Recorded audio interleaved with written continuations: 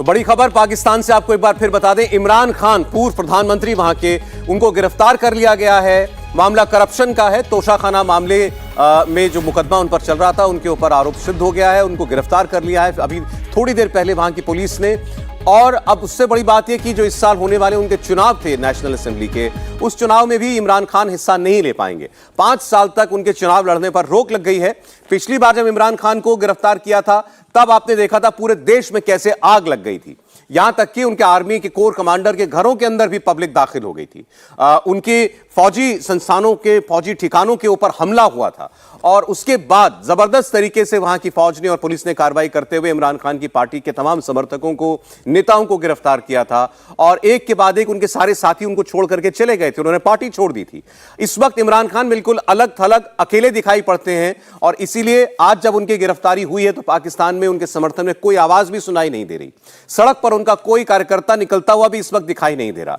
अभी उनको अरेस्ट करके जेल ले जाया जा रहा है, यह हमें खबर मिली है। इमरान खान इस मामले के अपील कर सकते हैं ऊपरी अदालत में, क्योंकि ये लोअर कोर्ट का फैसला है, लेकिन उनको वहां से भी राहत मिलेगी इसकी उम्मीद कम है। क्योंकि अब ऐसा लग रहा है कि इमरान खान इलेक्शन ना लड़ पाए, इसीलिए ही उनका कन्विक्शन हुआ है।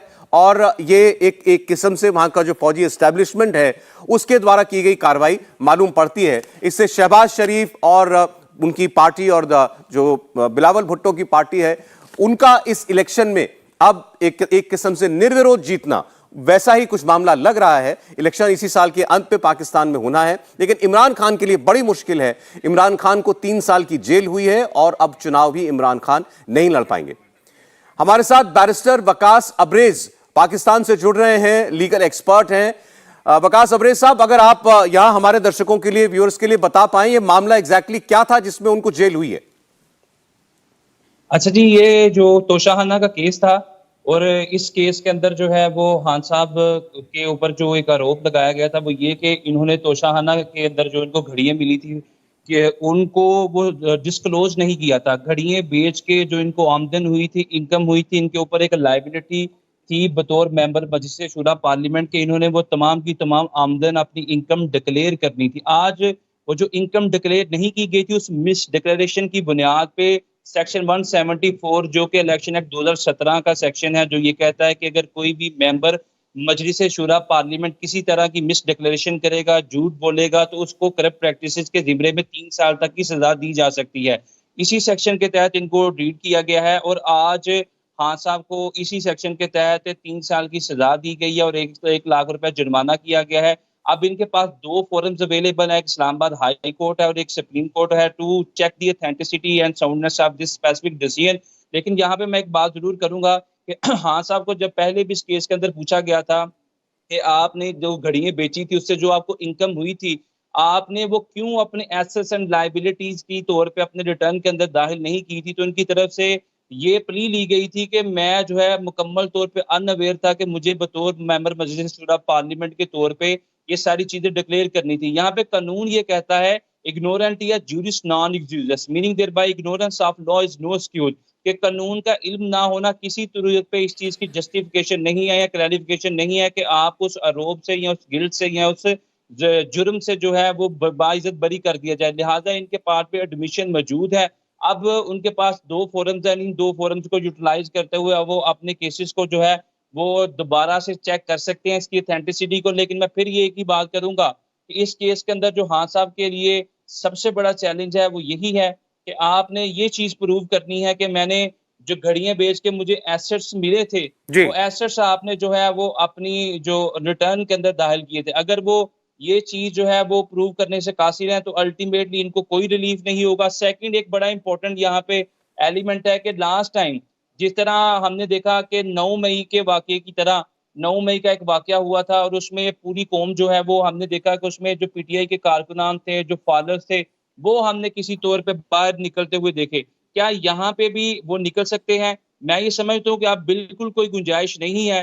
लास्ट टाइम जिस तरह हमने ये सारी चीजें देखी थी, उसमें जो खान साहब के जो सपोर्टर थे, जो वोटर थे, वो जो बाहर निकले थे, उसमें उन लोगों के खिलाफ मिलिट्री कोर्ट्स के अंदर जो है वो मुकदमा चलाए गए हैं। लिहाजा उन लोगों के ट्रायल पेंडिंग कर उनको उस केस के अंदर जो है वो इम्प्रिजमेंट फॉर लाइफ तक की सजाएं दी जा सकती हैं। लिहाजा उस जिम्मन में अगर देखा जाए तो मैं ये बात आपके गोश गुजार करना चाहूंगा कि इस वक्त जो डिसीजन आ गया है खान साहब के अगेंस्ट, उसके बाद पाकिस्तान के अंदर पीटीआई और at the same time PTI के जो फॉलोअर्स हैं उनका वजूद जो है वो जुए शेर लाने के मुतरादिफ है। अब दूसरी बात जो अभी पता चली है कि इनके इस सेंटेंस के बाद अब ये डिस्क्वालीफाई भी हो गए, इलेक्शन भी नहीं लड़ सकते। तो मतलब इस साल जो आपके यहाँ नेशनल असेंबली का इलेक्शन होना है उसमें इमरान खान की पार्टी और इमरान खान खुद वो कॉन्टेस्ट नहीं कर सकते।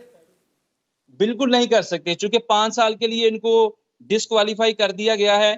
और जब जिस भी शख्स को 5 साल के लिए डिस्क्वालीफाई कर दिया, इसका मतलब यह है कि इस टर्म के लिए तो वो इलेक्शन कंटेस्ट नहीं कर सकेगा।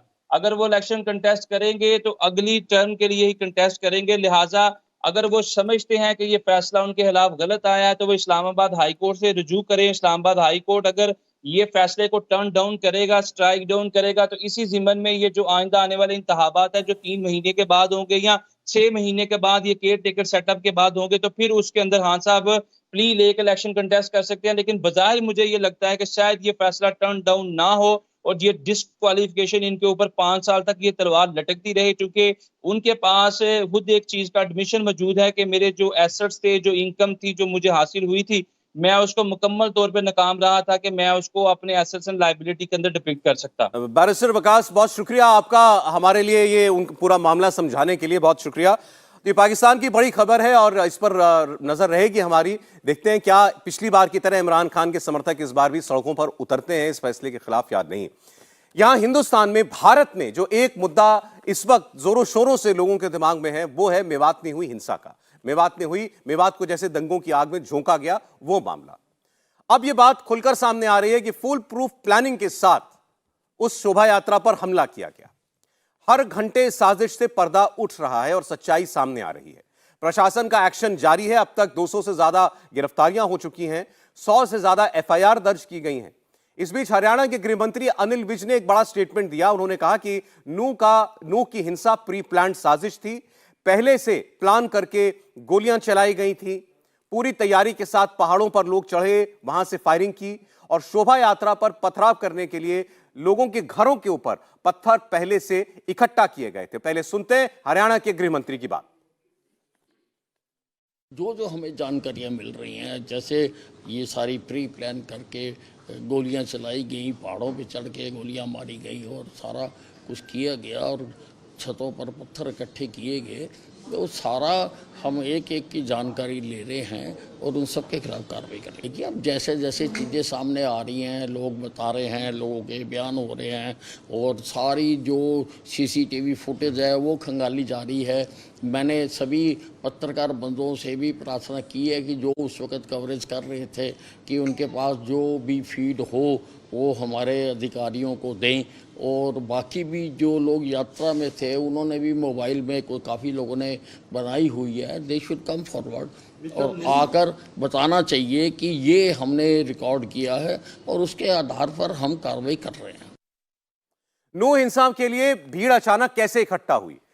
कौन लोग थे जो हथियारों से लैस होकर हंगामा कर रहे थे? इन तमाम सवालों का जवाब नल्हड़ के सरपंच ने दिया। इनका दावा है कि दंगाई लोकल नहीं थे, ये मॉब राजस्थान से आया था। सरपंच ये भी कह रहे हैं कि दोनों गुटों की तरफ से वहां पर जबरदस्त फायरिंग की गई। इंडिया टीवी को इस नल्हड़ इलाके के सरपंच ने क्या कुछ बताया, सुनिए। इस नूह के शहर का कोई था, क्योंकि आप तो सरपंच हैं, सभी को लगभग जानते होंगे। जनाब, इस लगभग ये जो मेरी नॉलेज में हमारे गांव और हमारे आसपास के कोई बंदा नहीं था जी। ये तो जो हमने देखा हालात, इधर से पहाड़ की तरफ परली साइड राजस्थान है, इधर से बंदे उतर रहे हैं जी, उधर से भी गोलियां चल रही हैं जी। अब हम कहाँ तक इसको कंट्रोल कर पाते हैं? कौन थी भीड़, कहाँ से थी भीड़ जी? ये मोनू मानेसर की वजह से ये जो बाहर से राजस्थान से आदमी आए हैं जी। लगभग मेरे गांव में जो उस टाइम जो भीड़ आई थी 500-600 आदमी की लगभग भीड़ थी।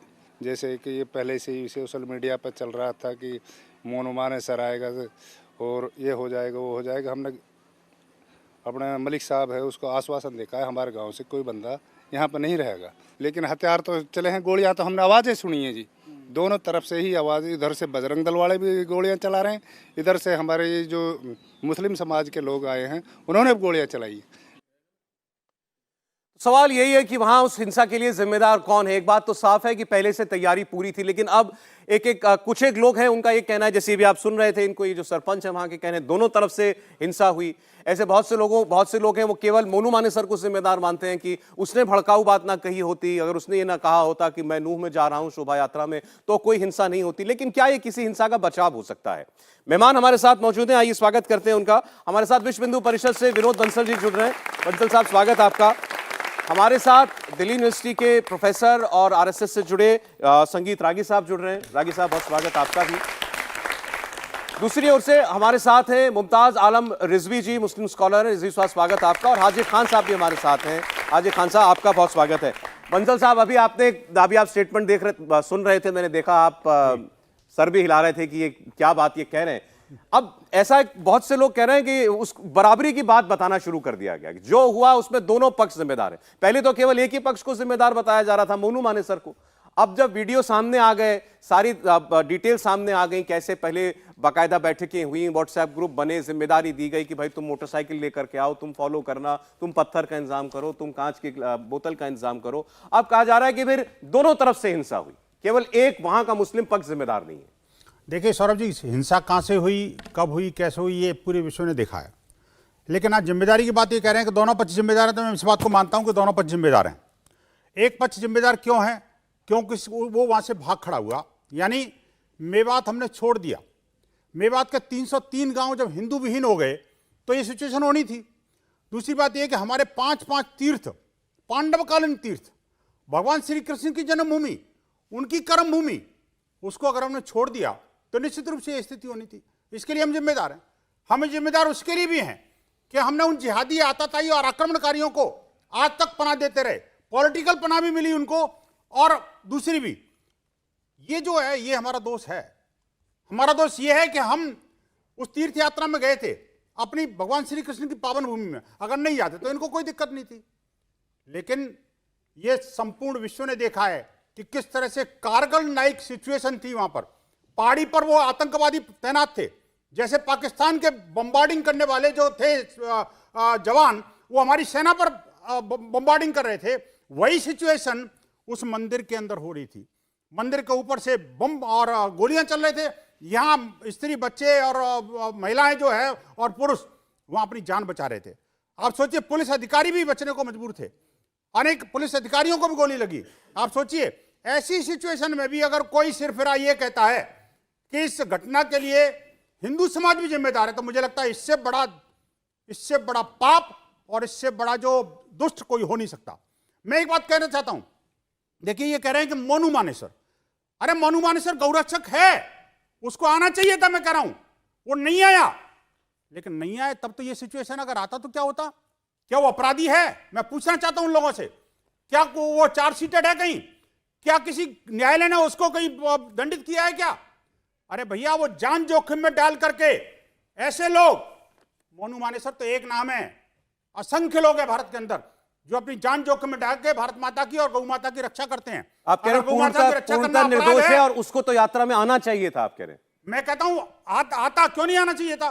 वो तो ठीक है कि चलो हमारे अधिकारियों ने कहा भी नहीं, जरूरत नहीं है, अभी बाकी लोगों को करने देते तीर्थ यात्रा। लेकिन प्रश्न ये है कि देखिए, उसके आने से, ना आने से, वीडियो जारी करने से क्या आपको अधिकार मिल जाता है क्या? नहीं, ये मैं आपसे पूरी तरह सहमत हूं। कोई आदमी कह दे कि मैं कहीं जा रहा हूं, फिर चाहे वो अपराधी क्यों ना हो, इसका मतलब ये नहीं है कि 100, 500, 1000 लोग इकट्ठा होकर के वहां मौजूद लोगों के ऊपर हमला बोल देंगे। ये बात बिल्कुल सही है। लेकिन मोनू मानेसर जो किरदार है, राजस्थान के मुख्यमंत्री कहते हैं ये अपराधी है, हरियाणा की पुलिस जो है हमारा सहयोग नहीं करती इसको गिरफ्तार करने में, इसको बचा रही है। और वहां से जो लोग हैं, जो नूह के लोग हैं वो, और ये तो अब बहुत सारी रिपोर्ट्स में सामने आ गया, पुलिस की तफ्तीश में भी, कि वहां अगर कोई तैयारी की गई थी जिसके अब प्रमाण है हिंसा करने की, उसकी वजह तो मोनू मानेसर ही था कि मोनू मानेसर को हमें सबक सिखाना है।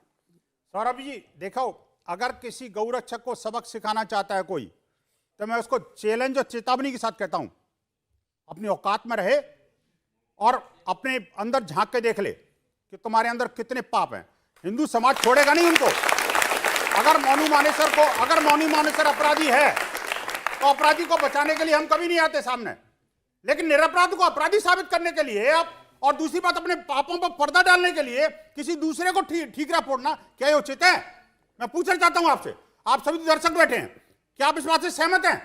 किसी को किसी भेड़िया के सामने किसी बच्चे को या किसी गौरक्षक को ऐसे छोड़ दिया जाए? नहीं छोड़ सकता हिंदू समाज, बिल्कुल नहीं छोड़ेगा। और अगर इसकी आड़ देता है कोई, तो मुझे लगता है इनके विरुद्ध कठोरतम कार्रवाई सुनिश्चित होनी चाहिए। ये लोग भड़का रहे हैं मुस्लिम समुदाय बंसल साहब और थोड़ा सा और पीछे चलते हैं, मोनू मानेसर से भी पीछे चलते हैं। वो है जब जुनेद और नासिर की हत्या हुई थी, उनकी हत्या तो किसी ने की थी। अब उनकी हत्या के लिए वहां के लोग दोषी मानते हैं मोनू मानेसर को और साथी गौरक्षकों को। और ये वहां कहा गया कि भाई जब ये इन लोगों ने, बिट्टू बजरंगी एक और किरदार सामने आ गया, वो उनके वीडियो आ रहे थे, ये उकसाने वाली बातें कर रहे थे, तुम्हारा फूफा आने वाला है, तुम्हारा जीजा आने वाला है। तो इसको लेकर के वहां लोगों में नाराजगी थी, गुस्सा था, और कुछ लोगों ने फिर हिंसा की। सौरभ जी, मैं अगर किसी को कहता हूं मैं तुम्हारा फूफा हूं, मैं जीजा हूं, तुम्हारा हस्बैंड हूं, तो क्या मुझे मार दोगे? बिल्कुल नहीं। वे हम भारत में रह रहे हैं या पाकिस्तान, सीरिया, अफगानिस्तान में रह रहे हैं? मजाक बना रखा है। जहां तक आपने जुनैद की और उसकी बात करी, उसकी हत्या हुई, आत्महत्या हुई, कोई एक्सीडेंट हुआ, अभी तो मामला जुडिशरी में। भाई आप कैसे अभी तक कंक्लूड कर दोगे? रही तीसरी बात ये राजस्थान के मुख्यमंत्री की, अरे इनका कैरेक्टर कौन नहीं जानता यार।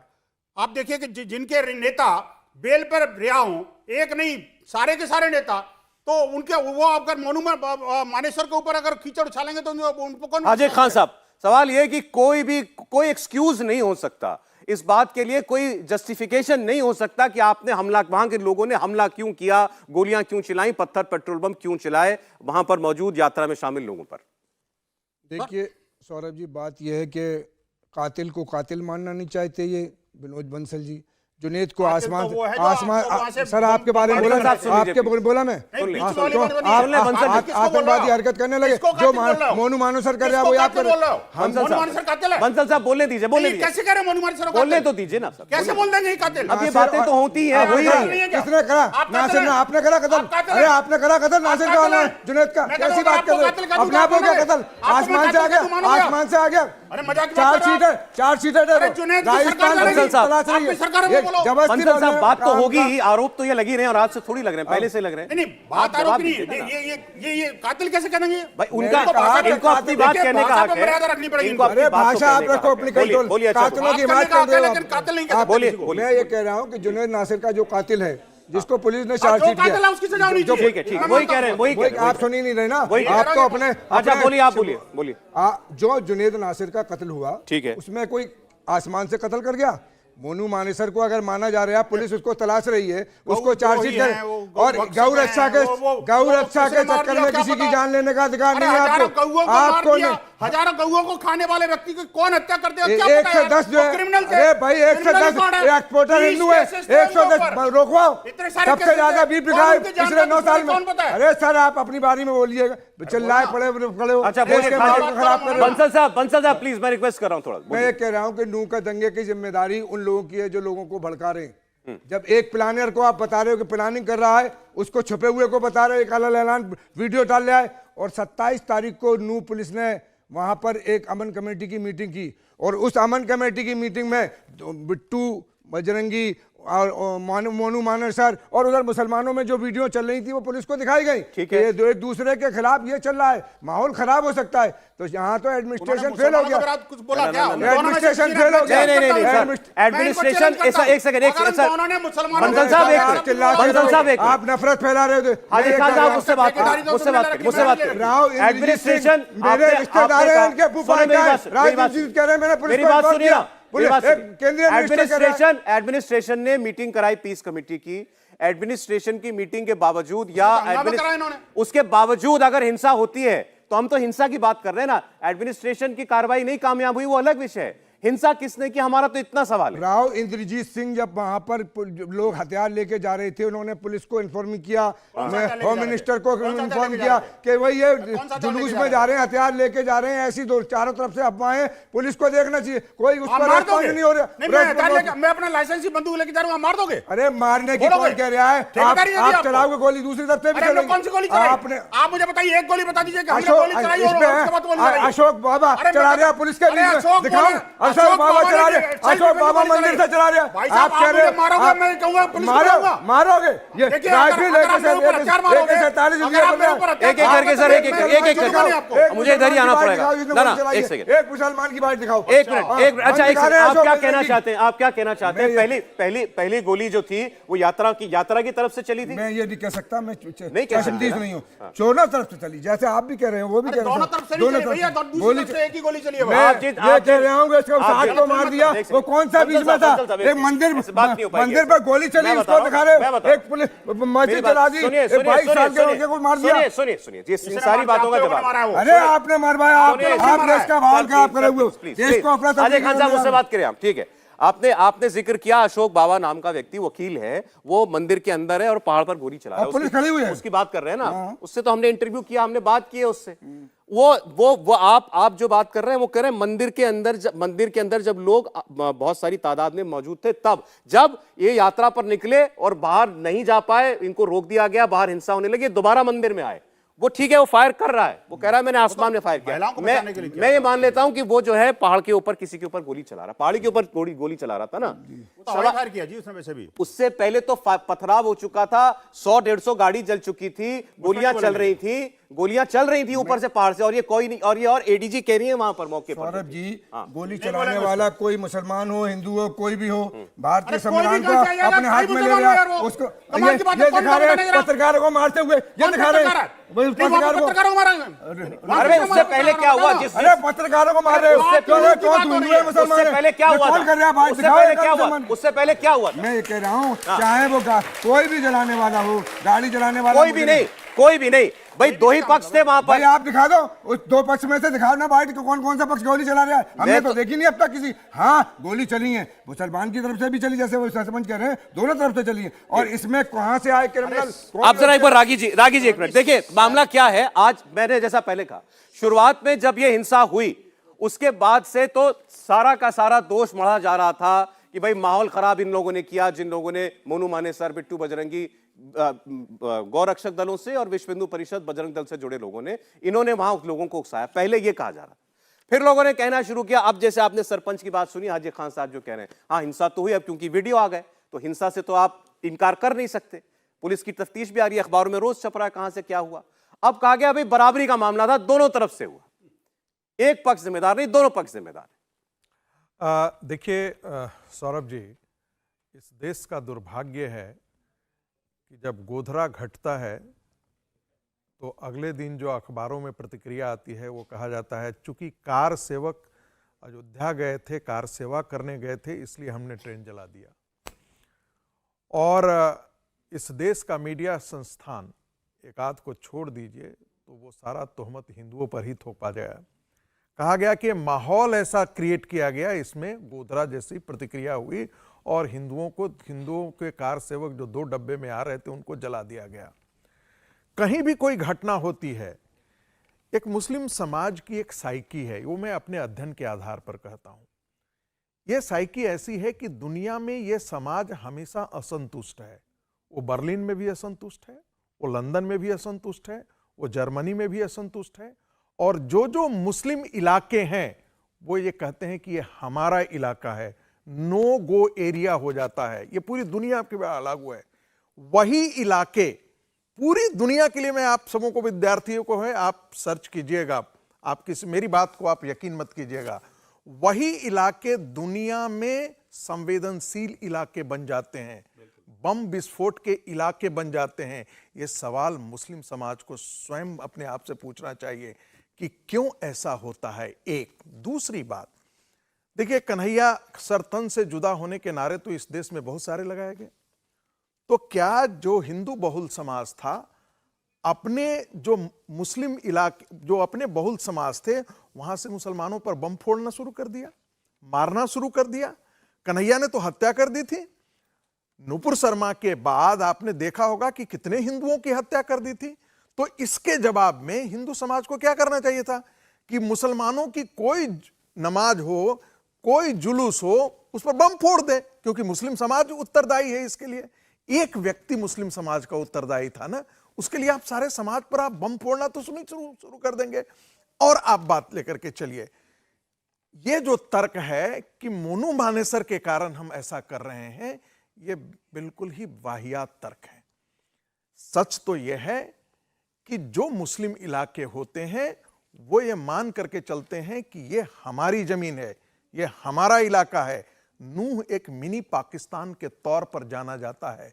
ये बड़ा कड़वा सच लगेगा, लेकिन क्या कारण है कि ऐसे सारे इलाके मिनी पाकिस्तान के तौर पर माने जाते हैं? लेकिन आप इसमें रोहिंग्या- सर नो की बात करते हुए केवल एक सेकंड, एक काउंटर है मेरा कि ये आपने कहा यात्रा निकल रही थी, यही अपने आप में उनके लिए प्रोवोकेशन था कि हिंदुओं की यात्रा निकल रही है, अगर आप ये कहना चाह रहे हैं तो। लेकिन यात्रा तो यहाँ पर बाकी पंसद जी बताएंगे कब से चल रही है। मेरे ख्याल से 3 वर्ष से चल रही थी। 3 वर्ष से पहले चली, तो नहीं पहले हुआ, भी निकलती थी। पहले तो नहीं हुआ, हुआ तो इसी बार। देखिए प्लान किया देखिए ना उन्होंने। देखिए एक बात बताता हूं, जब भी दंगे होते हैं, चाहे पेरिस सबर्ब में हो, चाहे और भी जगह हो, भारत के अंदर भी, ये भड़काऊ भाषण दे रहे थे, मस्जिदों के सामने से बोल रहे थे। अरे भाई, तो क्या मस्जिदों के सामने जय श्री राम के नारे नहीं लगाए जा सकते? मैं सवाल पूछना चाहता हूं। आप रोज लाउड स्पीकर पर अल्लाह अकबर के आप लगाते हैं ना, आप पुकारते हैं ना, और यही कहते हैं ना कि हम उनके अतिरिक्त और पूजा के कोई लायक नहीं है, वही पूजा के लायक है। यानी हमारे राम पूजा के लायक नहीं है, कृष्ण पूजा के लायक नहीं है, हमारे तीर्थंकर पूजा के लायक नहीं है। तो ये आप क्या कह रहे हैं? आप तो एक असहिष्णुता की पाठशाला आप दिन में 5 बार खोलते हैं, लेकिन किसी हिंदू ने तो ऐसा नहीं किया, किसी ने तो इस प्रकार की बातें नहीं कही कि भाई आप असहिष्णुता, ये असहिष्णुता की भावना और आतंकवाद की भावना एक ही समाज में दुनिया में क्यों है? बाकी में है, लेकिन वो अपवाद के स्वरूप है। किसी का बयान मुस्लिम अगर वो समाज के भड़काऊ भी अंदर था, ये नियम के वो तौर वजह पर नहीं क्यों हो है? सकता कि कोई हिंसा करे। मुमताज, देखिए, ऐसा है कि सतपाल मलिक जो बीजेपी के राष्ट्रीय उपाध्यक्ष थे, जम्मू कश्मीर के गवर्नर थे, उनका भी एक दिन पहले बयान आया कि चूंकि 2024 का चुनाव आ रहा है और चुनाव में जीतने के लिए भाजपा कुछ भी कर सकती है, किसी तरीके का साजिश, किसी एक मिनट रुक जाइए, दिखाई नहीं देती है, रुक जाइए बंसल साहब, इतना उतावले मत होइए। कौन सा नेता था बताओ ना यार, बात बताओ। दंगे कोई हिंदुस्तान में नए नहीं, 50,000 से ज्यादा दंगे हुए हैं, जिसको मारना चाहते थे 50,000 से बताओ ना। ज्यादा। 15 अगस्त कौन से भाजपा के नेता को 1947 से मारना लेकर चाहते के थे आज तक 50,000 से ज्यादा दंगे हुए, नए नहीं है। रुक जाइए जरा, वो ज्यादातर और जुम्मे के दिन विभूति हुए हैं। नारायण राय की मस्जिद किताब से पढ़ निकलते लीजिए हुए हैं। कि हिंदुस्तानी मस्जिद से पुलिस और निकलते के साथ दंगे। ही दंगा शुरुआत होता है। बात अच्छा, तो सुनने जुम्मे के के दिन लिए ही होता है। तैयार है पंसद नहीं, जी प्लीज सर। अब इन्हें बोलने नहीं दिया जाएगा सर। आप सुन रहे थे, सुनने के सबकी लिए बात तैयार सुनिए। है नहीं। ये दूसरे की आप बारी भी में बोलेंगे। बोलने नहीं दिया जाएगा। अरे मैं तो बता रहा ये हूँ उनको। आतंकबाजी कर रहे हैं, ये पत्थरबाजी कर रहे हैं, इस तरह ही लोग खराब है माहौल, देश का माहौल ऐसे ही लोग खराब कर रहे हैं। रिजवी जी की बारी है, कृपया आप सुने, बोलिए। मैं बिल्कुल खामोश था, इसीलिए ना बोलिए। देखिए, मैं ये कह रहा हूं कि दंगे कोई नए नहीं हैं हिंदुस्तान में। अभी आप स्टूडेंट के बारे में कह रहे हैं, ये भी पढ़ लें, मॉडर्न जो हिस्ट्री है हमारी, उसमें जा करके कि 47 से लेकर के अब तक कितने दंगे हुए, और दंगे जब हुए तो उसमें नुकसान सबसे ज्यादा किसका हुआ, सबसे ज्यादा जेल कौन लोग गए। एक मिनट रुक जाइए, ठीक। इतना क्यों किसने की परेशान? ये बता दो, फिर शुरुआत ये किसने देखिए, की शुरुआत किसने की, और कौन से दिन हुई? ये मक्का नहीं, मस्जिद में कौन से मुसलमान दिन मर हुई? रहे हैं, मक्का मस्जिद में एक मिनट मुसलमान रुक जाहिर हो जाइए। रहा है, मक्का मस्जिद में मुसलमान सारी पकड़ा जा रिपोर्ट रहा आप है। ही कैसी लेकर बात के करते हैं आप बैठे। देश के बताओ ना अंदर? एक मिनट यार। मक्का मस्जिद जो हैदराबाद लोग में साजिश आपको मालूम करते है? हैं, सुन लीजिए, उनकी बात तो आ जाए, कहाँ से शुरू हुआ? हाँ, बोलिए। ऐसा है कि जो लोग साजिश करते हैं वो दिन भी चुनते हैं। हाँ, जुम्मे आप का दिन बताइए, ना। जुलूस और मस्जिद भी चुनते हैं नासिर वो। और जुनैद का वो जब मस्जिद भी कत्ल चुनते हुआ, हैं। एक मिनट रुक जाइए जरा, रुक गया। नासिर और जुनैद को जला करके मार दिया गया, तब तो पत्थर नहीं चले, लेकिन एक जुलूस निकला अरे तो भाई, पत्थर किसने चला। मारा? तो कौन ये तो नहीं, बताओ, एक मिनट आपके रुकिए, लोग थे मैं मारने आ वाले रहा वो। हूं, फिर वो देखिए, आप सुन ही नहीं, आप बोलिए, आपकी बात मैं सुनना है वहीं पे मुझे। आ रहा हूं, सुनना नहीं, है मुझे, हाँ, बोलिए। हाँ, मैं वहीं पे आ रहा हूं कि आप बताइए कि जुलूस में जिन लोगों ने पत्थर चलाए, जिन लोगों ने गोलियां चलाई, क्या उनकी इंक्वायरी हो चुकी? नंबर एक, जुलूस नहीं था वो। एक मिनट रुक जाइए, जो भी था, नंबर एक। नंबर दो ये कि क्या हुकूमत की जिम्मेदारी नहीं थी, जब खुफिया विभाग ने बाकायदा हुकूमत को बताया कि ऐसे इनपुट्स मिले हैं हमें, यहां दंगा हो सकता है, तो क्या फोर्स नहीं लगाई? पहले एक बात का जवाब दे दीजिए, बस एक बार, ये दंगा था या हमला था? दंगा था या हमला था? नहीं नहीं, हमला था। लेकिन हमला किसने किया? किसने किया हमला क्यों कराया गया? हमला तब तो नहीं हुआ जब नासिर और जुनैद को जलाकर मार दिया गया। नहीं हुआ तब नहीं हुआ। इस बार हमला क्यों हुआ? इस बार हमला क्यों हुआ? इसलिए कि 2024 आ रहा है, इसलिए कि चुनाव होना है, इन लोगों ने हमें जीतना है, इन लोगों ने इसलिए कि इंडिया बन गया, बीजेपी की सरकार इसलिए बन गई हुआ है। है। मतलब आप कह रहे हैं आप कह रहे हैं कि सर एक मिनट, ना आपने बड़ा इल्जाम लगा। सुन लीजिए, मुझे बात कर लेने आप कहिएगा ना। नहीं, मैं नौजवान से आप कह रहे हैं कि नहीं, आप इल्जाम लगाया आपने। मुसलमान टोपी और दाढ़ी वाले भी आ सकते हैं पैसा लेकर के। अभी अखिलेश यादव ने बयान दिया कि एक मंदिर में बाकायदा गोश्त रखवाया गया और वहां भी बीजेपी का विधायक 20,000 रुपए उनको दिया गया। इस तरीके से अब जरा रिजवी साहब सुनिए, आप क्या कहना चाहते हैं? अच्छा, पहले एक बात, अभी आपने जो उदाहरण अंत में दिया, तो क्या आप ये मान रहे हैं कि वहां पर हमला जो भी थे वो दाढ़ी टोपी लगाए लोग थे, भले ही वो किसी और ने साजिश करके भेजे हो? भाई अभी सरपंच ने भी बताया कि ये राजस्थान से लोग आए हैं, तो पता लगाओ ना राजस्थान से लोग पहुंच कैसे गए यहाँ तक?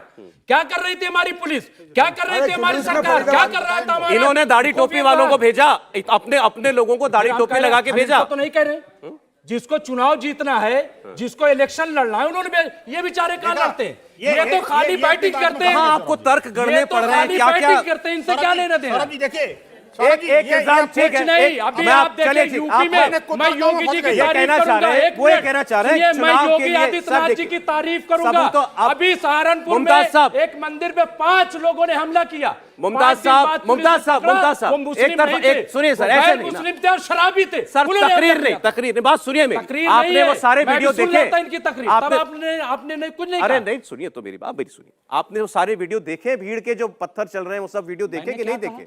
देखे है ना? क्या कहा कि दाढ़ी टोपी वाले भी खरीदे जा सकते हैं। अच्छा, चलिए ठीक, अच्छा ठीक है। अब इसका मतलब ये विश्व हिंदू परिषद, बजरंग दल, भाजपा वालों ने वहां के रहने वाले मुसलमानों के घरों के ऊपर जाकर पत्थर भी रख दिए, वहां उनके दरवाजे खुलवा करके वहां पर डंपरों से पत्थर उतरवाए, कांच की बोतलें भी छतों के ऊपर रखवा दी,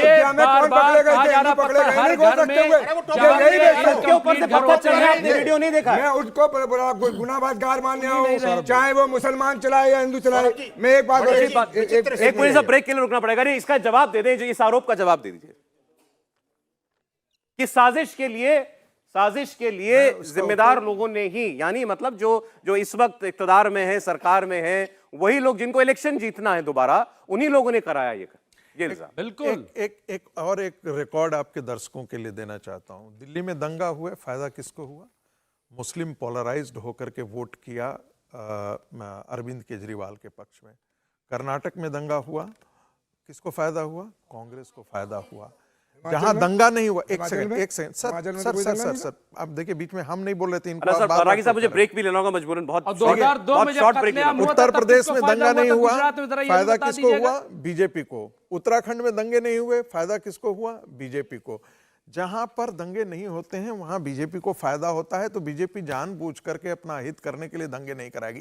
इंडिया टीवी हर वक्त हर जगह डाउनलोड करने के लिए सर्च करें India TV news Google play store या ऐप स्टोर पर।